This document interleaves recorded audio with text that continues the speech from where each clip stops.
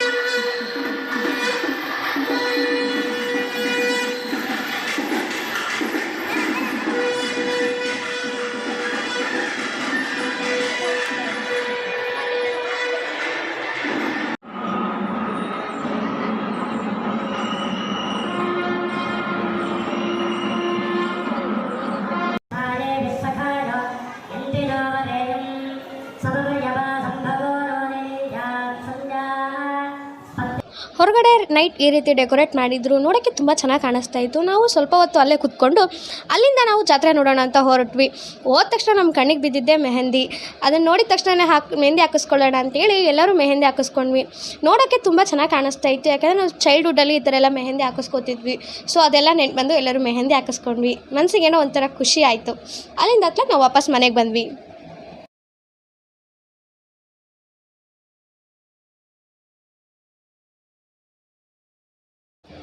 Next day ನಾವೆಲ್ಲರೂ ಹೊರಟಿದ್ದೆ ರಾಯರು ವಾಸ ಮಾಡುವಂತಹ ಸ್ಥಳ ನೋಡೋಣ ಅಂತ ಬಿಚ್ಚಲೆ ಗ್ರಾಮಕ್ಕೆ ಹೊರಟ್ವಿ. ನೆಕ್ಸ್ಟ್ ನಾವೆಲ್ಲರೂ ಹೊರಟಿದ್ದೆ ಬಿಚ್ಚಲಮ್ಮ ದೇವಸ್ಥಾನ ನೋಡ್ಕೊಂಡು ಬರೋಣ ಅಂತ. ಅಲ್ಲಿ ನಮ್ಮ ಕಣ್ಣಿಗೆ ಬಿದ್ದಿದ್ದೆ ನರಸಿಂಹಸ್ವಾಮಿ ದೇವಸ್ಥಾನ ಹಾಗೂ ಶಿವನ ದೇವಸ್ಥಾನ, ಏಕಶಿಲಾ ಬೃಂದಾವನ. ಇವೆಲ್ಲನೂ ನೋಡಿಕೊಂಡು ನಾವು ಹೊರಟಿದ್ದೆ ಬಿಚ್ಚಲಮ್ಮ ದೇವಸ್ಥಾನಕ್ಕೆ. ಈ ದೇವಸ್ಥಾನದ ವಿಶೇಷತೆ ಏನಪ್ಪ ಅಂದರೆ ಇಡೀ ಕಟ್ಟಡವನ್ನು ಬೆಲ್ಲ ಮತ್ತು ಬಾಳೆಹಣ್ಣಿನಿಂದ ಕಟ್ಟಿದಾರಂತೆ. ಇದಾಗಿತ್ತು ಇವತ್ತಿನ ವ್ಲಾಗ್. ಮತ್ತೆ ಸಿಗೋಣ. ಟಾಟಾ, ಬಾಯ್ ಬಾಯ್.